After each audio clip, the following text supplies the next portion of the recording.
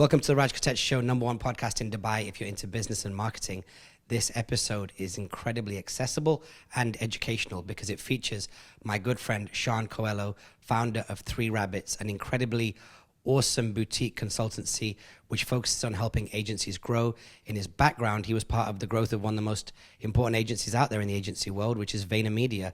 He helped open the London office and the LA office. He talks about all that, as well as working remotely, trying different things all around the world, the conflict between art and science, or rather the balance between art and science, and so much more. He spends his time traveling the world, picking up on trends. You're going to get so much insight from this episode. Enjoy. 2 dudes and a cat. I think she's going to be such a prominent part of any content that gets made on this couch. So welcome. I'm with my friend Shaan and Maya, my cat, who insists on being here as part of this weird love triangle. For those listening, I have brought on my friend Shaan, who I've known for quite some time. We're going to cover a little bit of the backstory about who he is, how we met, and then whilst we have a rough idea about what we know and what we can speak about well, it could bounce around a bit. So Shaan, thanks for jumping on my podcast. Thank you so much for having me. Maybe you can tell so recently somebody asked us how we knew each other, and I realized how vague my version of that story is compared to yours. And then you told it really excellently. So maybe that would be a good place to start. I think there's 2 stories here, right? There is who I am and there's how we know each other. Which one do you want it first? Let's start with who you are, because that'd be a nice tee up, because we're both part of the same fraternity. Right. So for me, I came up in the U.S. in the Northeast, and so New York, New Jersey was home, is home for me in a lot of ways, and came out of the game into the marketing world and advertising world, and joined Avon at an early stage, the cosmetic company. Was super young, learned a lot about what I like and what I don't like in the world, and in the marketing world. Bounced from there to Spike TV, and so I was like, television for women, company for men. I can kind of sell anything to anybody. What I want to go do now is go to a place where I can learn. And I found serendipitously the opportunity to do that at a place called VaynerMedia, which was run by this guy named Gary Vaynerchuk. And that was it was a rocket ship, basically, from the moment I stepped into there. There's less than 100 people when I jumped in. This is like 2012, and it just took off. Within 2 years, we were 350 people. I got asked to be a part of opening up and running the Los Angeles operation, so went there for a little bit, and then went to London after that, basically to do the same type of thing. And so got to be a part of high growth environments and got to be in a really senior position with a lot of responsibility at a really early stage of my career. And for me, that was such a gift, such an opportunity, and something that I really grabbed by the horns. And while I was in London, while I was there and exploring all the different things that Vayner International was going to look like, one of the projects that landed on my table was, what would it look like if we, VaynerMedia, opened up an office in Dubai? And for all the different people that I talked to and all the different connections that I had, everyone was like, if you want to know what Dubai is really like, you got to talk to Raj. And that's how you and I first started to chop it up. So our first conversation was about Dubai, not London. My first conversation, but I was involved in the London conversation. That was, I think, when Eric came over by himself, who at the time became the UK MD. So it's a similar story with him, because they told him, if you're going to go to London and open VaynerMedia in London, you absolutely have to check in with Raj Kotecha. And then I think when I moved here, he probably just applied the same. He just copied the formula over. Okay, that's dope. Okay, so we came in from you being interested in Dubai, and then you were with them a little while longer after that, right? Yeah, but also just for a second, think about how valuable that is for you. 2 different markets around the world, 2 different people trying to figure out how to navigate those markets. Both in those scenarios, you're the guy to talk to. Yeah, it's nice. It's nice. I spend a lot of time outside. Yeah. So you then you built up you'd already had experience building up the LA office, being a big part of that. LA was another rocket ship, right? In 2 years, we took that thing from 5 people to 85 people, and it was just a sprint. It was a combination of a sprint and a what are we doing here, and what does culture look like, and how do we hire, how do we manage, how do we operate. And I got to learn and be a part of all of that, and that was just, again, the thing I'm super grateful for. When the opportunity for London came around, it was mostly because I was fishing for an opportunity to go abroad. I was like, the US has been really good to me, but I want to live abroad. I want to be somewhere else. And what does that look like? And, I was talking to Gary about this at the time, and he was like, well, London just opened up. they could use some support. Why don't you go do what you did in LA and London? And so I jumped in there, and the same type of thing happened. There were 7 people when I got there. There was 55 people when I left after a year, and it was another just all out sprint. But it was a beautiful one, you know? And the patterns that you've recognized doing that several times over have become the basis of what you do now. So for those listening, we're in Dubai right now. We're sat in my apartment, my newly reconfigured apartment that looks half apartment, half YouTube studio. And what you're doing at 3 Rabbits is the name of the company, right? Yep, exactly. A consulting firm that focuses on... driving and building and supporting digital agency growth around the world, right? So I focus on 3 key territories: revenue, operations, and culture. And that's really, how do you make more money? How do you make sure you're spending that money efficiently, profitably, servicing your business the right way? And then culture, how do you build healthy, happy teams and make sure that they're in a position to grow as you grow? Is there a synchronous position between those 3? If all 3 of them were circles in a Venn diagram, is there a place where they really overlap? Like, I definitely see the connection between operations and culture, revenue and operations, top line, bottom line. Is there a middle zone where you almost have this kind of like perfect synchronicity between them? Yeah, there's a sweet spot right in the middle. And that's a lot of what I think we achieved at VaynerMedia during the early days, right? And that's part of the reason why I got so obsessed with the build process. The idea, like, we are 300 people. I was like, this is great, but also I individually have less impact in this organization right now. And so, yes, that's a little bit of ego, but at the same time, it's shape, it's form, it's like moldable clay. And I wanted to be in a position where I could shape something also. And that's what LA was. That's what London was. It was the opportunity to search for that sweet spot again and again and again. So how does that relate now to a much more nomadic lifestyle? So for those who don't know, we're approaching the middle of 2021. It's been a crazy 18 months in all markets, in all industries, because of COVID-19. How does that play out for you now? Because you were bouncing around a lot, right? Yeah. I've been on the road for a long time. So I left Vayner in 2017, and that actually started a longer nomadic journey that's less about the marketing and business world and more about just me following my curiosity around the world.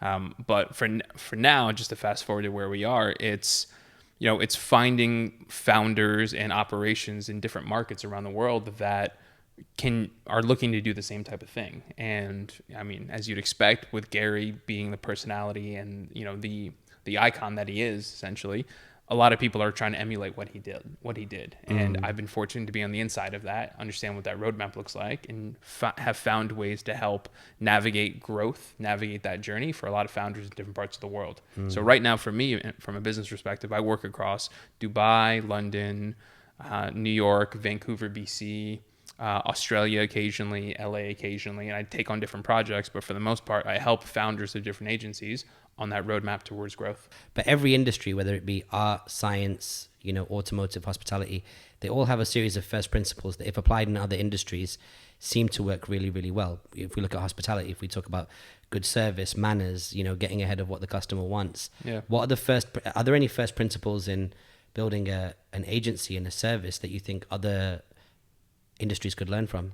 Yeah, I mean, I think the primary one's adaptability, right? Like, as digital marketers, even just as marketers in the agency world, like, we're tasked so often with taking on client challenges, with target customers that are so fundamentally different than the last one that we worked on and the last thing that we worked on. So it is, one, do you understand your subject matter to an expert level, right? Are you an expert level subject matter?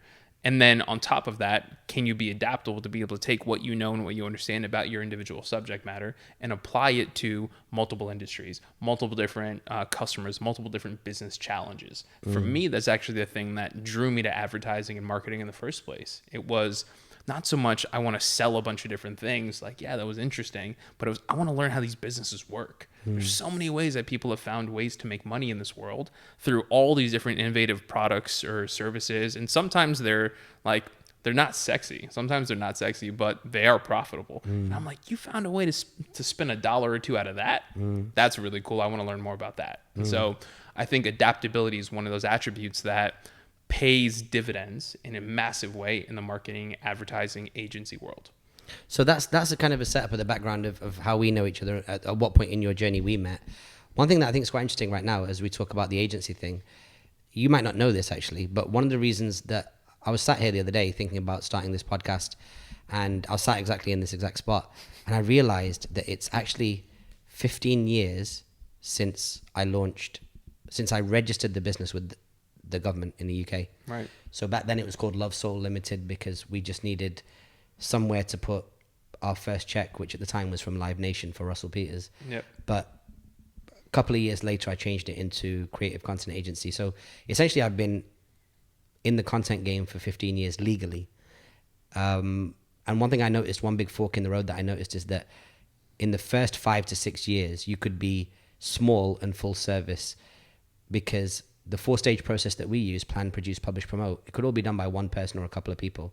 But as promote became a paid science, and buying ads on social media and on the internet became a skill set that's much more akin to a stockbroker rather than a creative person, there was a fork in the road. Do you think, from your experience, or have you seen any examples of small to medium-sized agencies that can do the lot, or do you think that fork's permanent? In my opinion, it's permanent.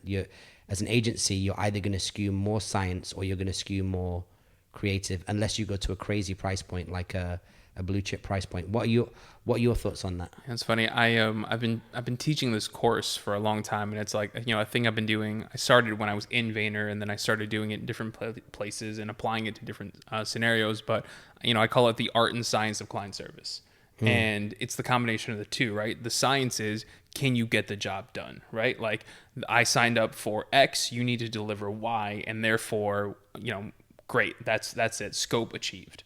The art is, how did I feel about that throughout the process, right? How did you make me feel about the work that we were doing? Damn, that's such a bomb point.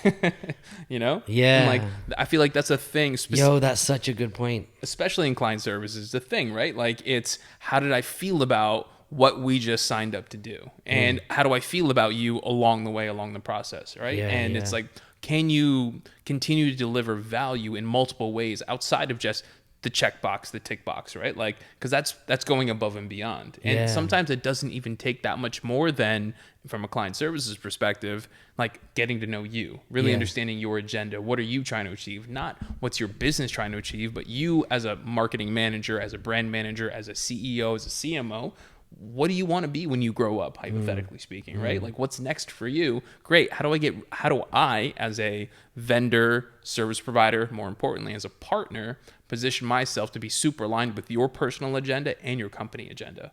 Great. If we can win on both of those fronts, I'm going to win with you long term. And whatever happens in your career, you're going to come back to me. It's cool. You jump to that next company, you're going to be like, yo, I know someone that can do this. Let's call Shaan. Let's call Shaan. That'll happen. And so for me, I don't think it's binary, right? I don't think you're either science or art. I think where you win is by being a little bit of both. Yeah, and this concept of how you feel about when you do it, if the scope is X and the delivery is Y and they're synchronized, amazing. But how did both parties feel? And I think that one thing I've been thinking a lot about recently, I'm very fortunate that the clients that we've got post-COVID on my side at the moment are so incredible to work with. Yeah. They know how to create environments where as soon as I walk in there, I was in a client's office the other day. It's not one of my retainer clients. It was a project client. And I went in there and he'd made a really expensive coffee at home and kept it in a flask. Right. As soon as I got in there was a cup on my desk. They filled it with coffee. They gave me a mini Twix, some water, and some other bits and pieces. And within 15 minutes, I was flying.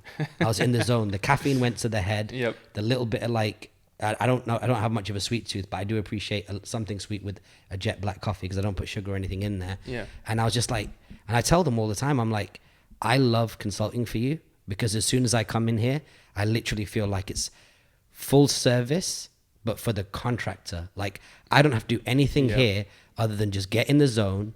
And then once the idea comes, just start spitting it. They write it down. Yeah. And it's just galvanized for life. I mean, they've removed friction from your scenario, right? Yeah. From your engagement. They've removed all the friction. Yeah. And luckily, all of my clients at the moment, they know how to do that. Yeah, I've definitely had clients in the past that don't necessarily value creativity because some clients are run by operations and accounting people and they can't quantify the synthesis and the alchemy that is involved in creative strategy and coming up with hooks and angles. So where do you think you're heading to New York after this. Yep. I think you've chosen probably one of the top 3 cities in the world to come out of a, definitely not post-COVID, but the first kind of major muscle relaxation is going to be this summer. Yeah, like the Bengay has been applied and things are starting to loosen up. It's a little Bengay bit. season, yeah. So like that's why New York? Because you are quite fluid and you can go around wherever you want. I know the backstory, but maybe you can speak on it a little bit more. I mean, for me, it's been a journey of leaving New York, finding me along the way in a lot of different places, and I've been gone for a really long time. I haven't stepped. When was the last time you hung out properly in New York? I haven't stepped foot in New York City since 2018. So it's 2021 right now. It's been a long time since I've just even physically been there. I haven't lived in the city since 2012. And so it's been a long time from a place that I honestly, when I was living there, I never thought I was going to leave. Like when New York was home, as in like where I wake up and go to bed every single day. And even if I travel, it's a Band-Aid. New York is home, right? Since that time, it's been a long time, and I've been a lot of different places since and lived a lot of different lives, many different lives, and was incredibly fortunate. But one of the things I said to myself in October 2020, when I left the last place I was living, which was Vancouver, BC, was like, this next chapter is about community, cultivating community and spending time with community, because I've been so far away for so long from people that have known me. A quick anecdote here.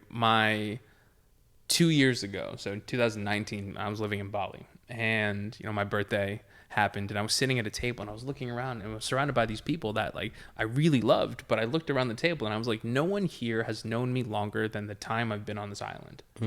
So I've been on this island for 9 months. No one here has known me longer than that. Where are all the other people in my life? What are they up to? And like, what role do they have? Like, yeah, I got phone calls and FaceTime and different methods of checking in, but I missed the in-person aspect of the relationships that I built over time. I love building new relationships. I mean, we started this thing with our story, right? Which is like, we've known each other for years, but still it feels fresh every single time we check back in. Yeah. There's some people also that have been a part of my life since I was like 5, 6, 7 years old. And those people live in New York. Yeah. And so I get to jump back into a city that's reopening, Bengay applied, with relationships that I've had for a really long time, curated and cultivated, that are now ready for the next version of me, because I know I'm different now also. So I get to come back to a place that I love that's changing as a changed person also. Does any part of you worry that the city might have not changed enough, being that it's had a bit of a retraction? I'll tell you what I mean. Like, I'm from Manchester, right, which is just like a rough and tumble city. And when I think about Manchester, especially when you look at the way I'm living now, and you think, man, I'd love to just like go back to the streets, like eat a kebab, just be in the club, be around the thugs, like just be back in Manchester and be on that Manchester shit.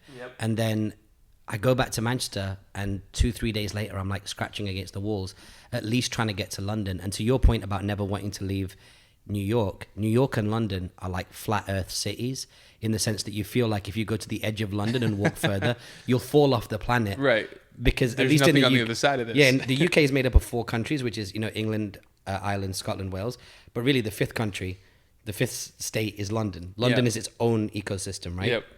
Half of GDP is pulled in the boundaries of London. Has any part of you worried about that you'll get back there and be like, it's not, like, do you think you might have like rose tinted glasses? Have you budgeted for that maybe being the case? I mean, my life is rose tinted glasses, right? Yeah. So like, I'll go there and be like, I'm super excited about this. And for the most part, it generally is. But also like, I have a high level of appreciation for the small things. Yeah. And so if I can like round a corner and like hit a bagel spot that I haven't hit in a really long time, New York's still amazing for me. Oh, you're right. You're right. And here's the other thing, man. Like, I don't really operate in absolutes that often. And so I'm going back to New York for how long? I don't know. Like, mentally, I only really, going back to your budget question, I only really budget for like 2 months. Yeah. And so I'll be in New York for 2 months. New York, 2 months, May, June, a little bit of July. That sounds amazing to me. There's like, I've lived that version multiple different times as multiple different versions of me. That's always been a good time. Yeah. So me getting to experience all of that this time around sounds like a really good time. Yeah. I mean, I actually meant like emotional budget. Like, I imagine now if I go back to London, I'd be like, yo, I'm going to spend this much of my emotional energy in London catching up with people, go in here, go in there. Yep. I might even do a bit of like, some of my friends are in radio and stuff, so I might even go and do a bit of media and a bit of press. Yeah. But then I get there, and if I'm like, I need to cut the budget and Yep. leave, like I've been here for 11 days, Yep. and I don't want to do the summer here, so I'm just Yep. gonna leave. You know what I mean? But God willing, you'll go there, and it'll be made up of a bunch of bagel spot experiences. Because I also know that as well. Like when I go back to London, whether it be bagel spots, whether it be going to certain families' houses, kicking it with my aunts, having their particular kind of food. That's just the London experience. Obviously, the time when I'm at home with my mum, my dad is sacrosanct. Like it's very different. But like, yeah, that's dope, man. Thoughts on Dubai then? Maybe just jump back a few years, and the first time you came here, what your impressions were, what it is like now. Yeah, it's been an evolving relationship with Dubai. The first time I came here was probably like 2014, 15, and I came with the family. Like I've got some family here, and so I got to spend some time with them, see them. But it was largely a like insular, family-oriented trip where I just kind of saw it from the outside. I was only on the ground for like 4 or 5 days. I came back again in 2019, and that's when you and I really got to like hang out and chop it up. And I spent 2 weeks here. And over the course of that time frame, I started to see a different side of it. A lot of it, by the way, I attribute to you, right? Like you are like, you unlock places for a lot of different people. And, we talked about that with your access to London. That was my experience with you here. And so like Dubai, I started to see in a different angle, there was the glitz and the glamour, the like really posh, the really fancy, the really like over the top abundance of Dubai. But then I also got to like drop into old Dubai. See some of that. I got to see like the hip hop scene in Dubai through your lens. I got to see some of the clubs, some of the after hour spots. And I was just like, whoa, there's so much happening here. I even got to go to some like cultural cafes and hear talks about race, identity, authenticity, and the evolution of like who we are as individuals and individualism in a place that I didn't even see that actually having from the outside, having a place to share. And so for me, I was like, whoa, Dubai expanded immediately in an instant in that one moment. And I've been curious about it since. And so when I left, I was like, this is a place where it could be a place for me. I'm interested in trying to find more opportunity for me to be back here. Now that I've been here, it's been 2 months. It's completely opened me up to it. Yeah. There's so much happening here. You could see yourself coming back, right? Yeah. I mean, I think Dubai is going to be a primary market for me, right? Like I'm nomadic, I'm a gypsy, I'm a Bedouin, I'm a whatever you want to call it, right? But Dubai is a place that will keep calling me back in a way that, LA is a place that calls me back, in a way that New York is a place that calls me back. London is a place that calls me back. Bali is a place that calls me back. What is the frequency? I haven't figured that out yet, but I can tell you, being here, especially right now, I see it as a place where there is a need for me. There's a want for me. Like I feel desired here in that kind of way. But I also feel like there's a lot that I can give to this market and a lot I can gain from it. And so that pendulum swing is in a really perfect alignment and balance for me right now. And I'm excited about that. Yeah. It's a city full of city full of water buffaloes, and it's the best place to be a crocodile. Yeah. Like, like there's so much great business here that's always happening, and it moves slow. Yep. You know what I mean? And all you've got to do is just come up above the water every so often and just grab a deal, get involved in something interesting. There's always interesting stuff going on here. Yeah. It's a city that pushes forward, Like you said this to me, right? Like it's a yes city. Oh, Gary said that to me. Yeah. Well, there you go. When we went for dinner, I was like, what do you think? And he was like, it's a yes city. It's like, if you look outside my window right now, that whole waterfront was dug up, empty. Yep. And then they were like, oh, they're filling the river next week. They're filling the bay. Yeah. And then all of a sudden, a week later, you've got a bay connected to the ocean, basically running into downtown. Right. We're 2 blocks from downtown. Yeah. And it's just a city that says yes. Yeah. And is everything perfect? No. Can you be going for an evening walk and all of a sudden there's no pavement for 2 meters? Yep. Very possible. Yep. But I mean, considering that we're about to hit I say we see how it's got me as a city. Yeah, that's it. As we approach the 50th year of the UAE, Yep. You consider what they've done in such a rapid period of time. It's just a madness, man.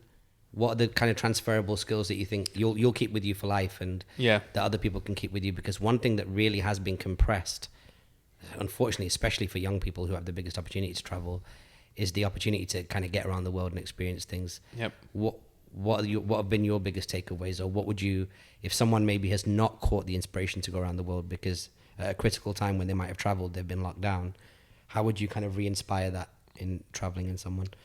There's two ways I'm going to answer this question. The first one's with a brief story. So we talked about the things that I've done coming up through in the corporate world, professional world. It's funny. I talk about VaynerMedia within the context of a corporate world, but it was anything but, right? It wasn't that, but it was more structured than anything I've done since, right? It was the least structured thing based on what I was doing before it. And then since then, it's been the most structured thing. But when I left Vayner in 2017, I left because I had only ever been one version of myself, meaning I'd been a business guy in a major city. And I was like in a apartment in Athens hanging out with this girl at the time. And I was like, she was like, oh, so you're like a city guy. And I like recoiled at the definition. I was like, I'm not a city guy. What do you mean? And she was like, where have you lived? And I was like, New York, LA, London, Barcelona. She was like, okay. So like 4 or 5 major cities in the global landscape of major cities. And I was like, am I a city guy? Like, wait a second. I needed tequila and a sushi to Yeah, exactly. I was like, what? There's more. I was like, but I spend all my time in cities trying to get out of them. But I love that the fact that cities are basically a place where things intersect, right? Like culture intersects, people intersect. It's like Crash as a movie is basically a anecdote for how LA as a city forces you to crash into other people, experiences, places, things. And so it forces you to evolve, to break free. And for me, the reason why I left Vayner is I was like, look, I know what the road ahead looks like. I've only ever been a business guy in a major city. There's all these other ways to live and experience life. I want to try those things. And I had no place to start other than the romantic ideals that a lot of us have when we think about like what's a really beautiful way to live life. I was like, I want to sail the seas and farm the land and who knows what else after that. And so let me go do that. And I mean, that was scary, right? Like I had to have my minimum threshold of XYZ, right? I had to have X number of dollars in the bank. I had to have achieved Y level in my career, which meant I could always come back to something. I had to have Z version of comfort across the board, right? And once I had those things, then it was like the only thing stopping me from going forward is fear. And that's not going to be a decision-making criteria for me, right? Like fear, you're coming along for the ride either way, but you're not sitting in the front. Like you're in the back of the car. I know you're going to be there. I can't ever get rid of you, but I don't need you to be a part of me everywhere I go. And I don't need you to be driving. And so I left Vayner, I left London, I left job security and like fast trajectory to move to Greece to be a sailor. And that was my life. I like got to Athens. I was like, I'm going to be a sailor. I wrote like, I want to be a sailor to a bunch of sailing companies in Greece. And then I found a job as a sailor and tour guide in Greece. That was my life for like 6 months. Learned it, tasted it, and was like, great. Now let's try something else. I went to Italy to be a farmer and a winemaker. Great. Tasted it, tried that, learned everything that was about it. I learned Italian. I met a girl. I fell in love. I had this beautiful life there. And then I moved to Bali to be a mixed martial artist. And these are like fundamentally different ways of living and experiencing life. And so like what did I take from all of that? Try things. Like there's so many different ways for people to live and experience and explore. And in that process, I learned so much that I carry forward into my everyday, right? Like I got perspective on all these different ways that people problem solve, that people communicate in multiple different languages across multiple different types of challenges in scenarios where I would never have been in. Like I was farming in Italy, watching this group of people who only spoke Italian shake olives out of a tree. And I was watching this like from the outside, having never done this before. These people have been doing it for like some for years, some it's their first time, varying degrees. And I'm like, there's a better way to do this. I can see it immediately because that's how I problem solve. But I don't have the language skills to communicate it. And there's been one person that's been designated as the leader for this thing. And it's her first time being the leader. I know that much from like observing and being around them. I was living with this group of people, right? And so I saw all this happening and I was like, the goal for me here as an individual is not to undermine her authority and find the most efficient way to solve this olive out of the tree problem. The goal for me here as an individual is to be humble and to follow, not to lead. I think that's super important for people that are like type A leaders, people that default to, I know how to solve this, everybody follow me. I think it's really important to be in a position where you have to follow and not to question authority, and just like take it and see how you can support the people that have been in that position, that have been assigned to that position, as much as you possibly can. So like life lesson, coming back to it, is try a bunch of different things, try as many different things as you possibly can, and take the lesson from everything. You know, a thing that you and I talk about often is like, there's gold in every occasion, there's gold in every interaction. Sometimes you just have to sift for it. And so I would just encourage people to sift for the gold, because it's all around you. Yeah, it's not, and travel is not just a chance to change geographies, but it's also a chance to step into a new role and step into a new you. Because I'm sure one of the upsides of celebrating your birthday in Bali with people that have only known you for a maximum of 9 months is that was a chance for a complete reinvention. Complete. One side of it is I don't have much of a legacy with these people. Two, the other side is, if I had to build myself up from scratch with a new bunch of people, I can define myself to be a good person. And within 9 months, these people want to take a bit of time out and celebrate my birthday with me. So in many ways, like, reinventing yourself means if you do it completely, you lose a lot of your legacy. And if you hold on to your legacy, it means that it's hard to shake it off and reinvent yourself. As a final observation, and when we started this conversation, we talked about being part of the same fraternity. So I first started hanging around with Gary in 2009, just when Crush It launched. And we've done probably 6 interviews, last one being 2016. It's been a while. I need to probably do another one, but I can't think of a hot reason or a hot angle to do it. But what is it like for you, being that you were involved in, you were one of the first 100 employees of today, what is a 1,500 person organization? What is it like for you consuming the moves that VaynerMedia makes today as an outsider with insider context? But I'm sure the inside of the organization has changed a lot in the last 4 years as well. But how is it for you now, sitting outside the bubble, outside the Vayner bubble, consuming what VaynerMedia is doing, and specifically consuming Gary's content and what he's doing? Yeah, I mean, I'm incredibly proud and honored to have been a part of it. Like, you know, I very publicly, like, I don't put a lot of content out there, but I did when I left, you know. And when I left, I actually wrote a Medium article and put it out there that was all around like my thank you letter to VaynerMedia, because the truth is that I grew up at that company, right? Like, I started there 24, 25, and I had no idea what I was doing. Like, I didn't know how to communicate properly. I didn't know anything about the agency landscape. My first week, someone was like, oh, just review the SOW. And I was like, what's an SOW? You know, like, I was getting like pulled up for client facing emails, for not putting like bullet points in my like agendas, like, just, I was a mess. And that company taught me not just how to be like a marketing specialist or a digital advertising growth hacker or whatever you want to call it. Like, I didn't just learn the technical components. I learned how to be an operator. I learned how to communicate. I learned how to carry myself. I learned confidence. Like, I learned belief in me.